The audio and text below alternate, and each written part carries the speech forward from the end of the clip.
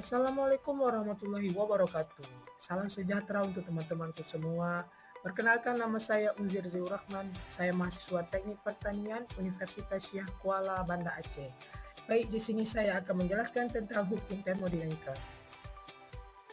Di sini saya akan menjelaskan tentang definisi, pembagian proses hukum termodinamika, sistem hukum termodinamika, dan pembagian hukum termodinamika. Definisi: hukum termodinamika menjelaskan peristiwa perpindahan panas dan kerja pada proses termodinamika. Sejak perumusannya, hukum-hukum ini telah menjadi salah satu hukum terpenting dalam fisika dan berbagai cabang ilmu lainnya yang berhubungan dengan termodinamika. Hukum-hukum ini sering dikaitkan dengan konsep-konsep yang jauh melampaui hal-hal yang dinyatakan dalam kata-kata rumusannya. Proses hukum termodinamika terjadi dalam 4 proses. Yang pertama, proses isobarik. Proses ini menjaga tekanan tetap konstan dengan rumusan W sama dengan P kali delta F atau W sama dengan P kali V2 kurang V1.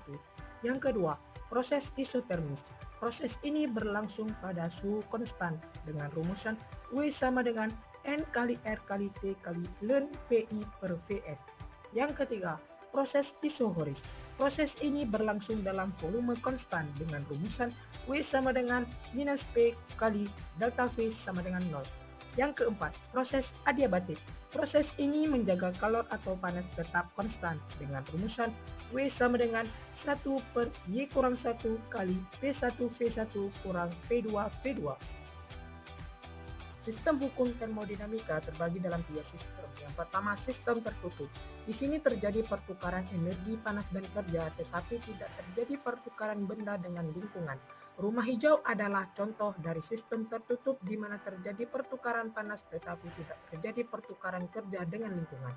Yang kedua, sistem terbuka. Di sini terjadi pertukaran energi panas dan kerja dan benda dengan lingkungannya. Sebuah pembatas memperbolehkan pertukaran benda disebut permeabel. Samudra merupakan contoh dari sistem terbuka. Yang ketiga, sistem terisolasi. Di sini tak terjadi pertukaran panas benda atau kerja dengan lingkungan. Contoh dari sistem terisolasi adalah wadah terisolasi seperti tabung gas yang terisolasi. Pembagian hukum termodinamika. Hukum termodinamika 1. Hukum termodinamika pertama berbunyi, energi tidak dapat diciptakan dan dimusnahkan tetapi dapat dikonversi dari suatu bentuk ke bentuk yang lain. Hukum pertama adalah prinsip kekekalan energi yang memasukkan kalor sebagai model perpindahan energi. Menurut hukum pertama, energi dalam suatu benda dapat ditingkatkan dengan menambah kalor ke benda atau dengan melakukan usaha pada benda. Hukum pertama tidak membatasi tentang arah perpindahan kalor yang dapat terjadi.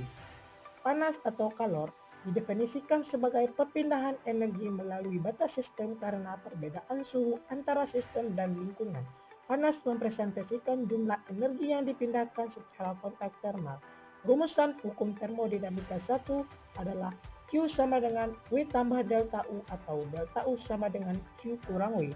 Kerja atau usaha yang dikerjakan pada gas adalah negatif luas di bawah oval diagram PV seperti gambar diagram di bawah ini.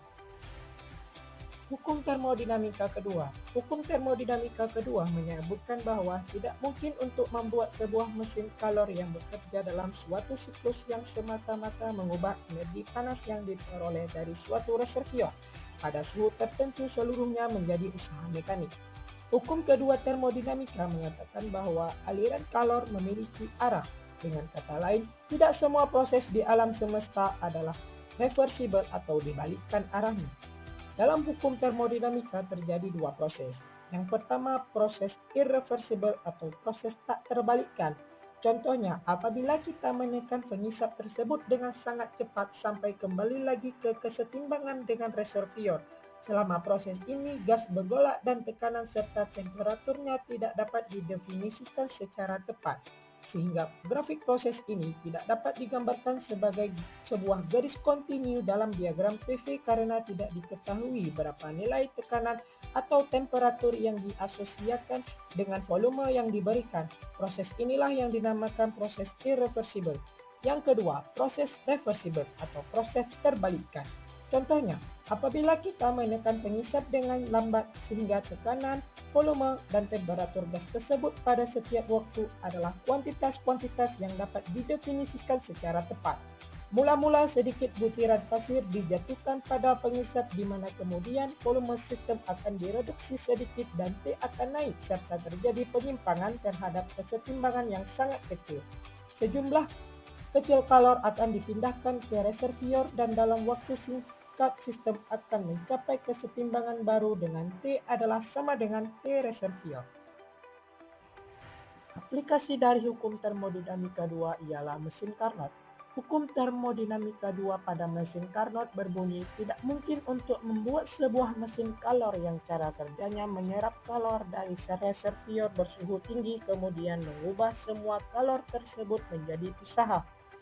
Hukum termodinamika 2 membuat batasan terhadap perubahan energi dalam rumusan tidak mungkin membuat mesin yang bekerja dalam suatu siklus yang mengambil kalor dari sebuah reservoir rendah dan memberikan pada reservoir bersuhu tinggi tanpa perlu usaha dari luar.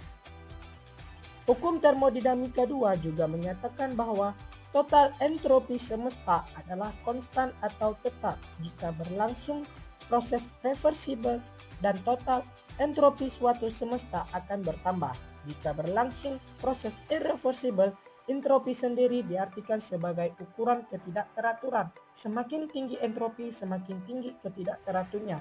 Untuk menghitung efisiensi mesin Carnot, yaitu dari perbandingan usaha dengan jumlah kalor keseluruhan atau rumusannya adalah N sama dengan 1 kurang T2 per T1 kali 100%.